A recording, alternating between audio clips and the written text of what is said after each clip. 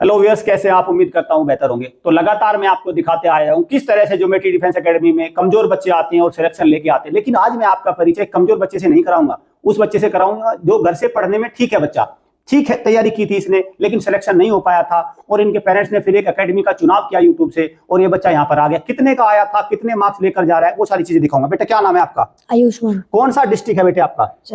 Bulandshahr district है, उत्तर प्रदेश से है बच्चा। अच्छा ये बताओ, राष्ट्रीय मिलिट्री स्कूल में पहली बार कितने मार्क्स थे? 100 मार्क्स थे। जीके में क्वालिफाई थे या डिस्क्वालीफाई थे? जीके में डिस्क्वालीफाई भी कर गया था। ओवरऑल भी 100 मार्क्स बड़ा स्कोर नहीं है। कारण कितने नंबर आए थे जीके में? 16 मार्क्स ही रह गए थे जीके में, ठीक है, और 17-18 नंबर चाहिए होते हैं। चलिए इस बार का कितना स्कोर बन गया सर? टोटल 132 मार्क्स है डिफेंस कैटेगरी से। आप मुझे एक बात बताइए, बस आप ईमानदारी से बताइए, ज्वाइनिंग लेटर आ रहा है कि नहीं? छोड़ दो इंटरव्यू में क्या होगा, कट ऑफ क्या लगेगी, छोड़ दो सब। ज्वाइनिंग लेटर है ना? बस मैं ये कहता हूं कि जब बच्चा मुझे ठीक मिल गया घर से पढ़ने में, ठीक है, उसने तैयारी ठीक की है और दूसरा वो किसी 2 कौड़ी की एकेडमी से नहीं आया जहां पे उसके दिमाग में इतना कूड़ा डाल रखा। ये घर से आया था भाई बच्चा, इसने किसी एकेडमी से नहीं थे, फिर आया तो यहाँ आया, फिर मुझे कोई दिक्कत नहीं है, फिर मैं उसका ज्वाइनिंग लेटर हाथ में ही दूंगा। और अब ये बताओ मुझे, अभी ऑल इंडिया सैनिक स्कूल में कितने का टारगेट है?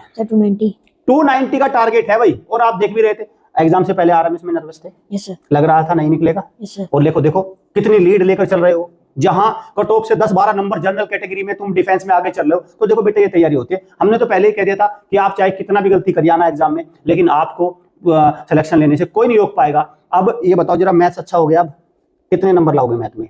150 में से 150 की टारगेट है भाई। अच्छा ठीक है, तो मुझे एक सवाल मैं आपसे पूछूंगा, 2 पैरेलल लाइन को एक लाइन इंटरसेक्ट करते हैं, उस एक लाइन को क्या बोलते हैं जो इंटरसेक्ट? Transversal line. देख रही है, एकदम सीधा आएगा जवाब निकल कर। आइए बताओ जरा, ट्रांसवर्सल लाइन में इंटीरियर एंगल का पेयर बन जाता है, उनका सम कितना होता है? 180 डिग्री। देख रहे भाई, मतलब आप इस बच्चे से कैसे भी क्वेश्चन घुमा के पूछ लो, कुछ भी पूछ लो, वो सीधा जवाब निकल कर आएगा, कोई कंफ्यूजन नहीं है, तैयारी फुल है। बस इनके पेरेंट्स ने एक गलती नहीं की, इनके फादर को मैं श्रेय दूंगा इस बात का, उन्होंने हमें यूट्यूब से तसल्ली से भांप लिया और ऐसा नहीं कि बस सीधा आए, एडमिशन कराया और करा के गए। बस उस दिन से बाद में मुझे लगता है बीच में छुट्टी नहीं ली तुमने?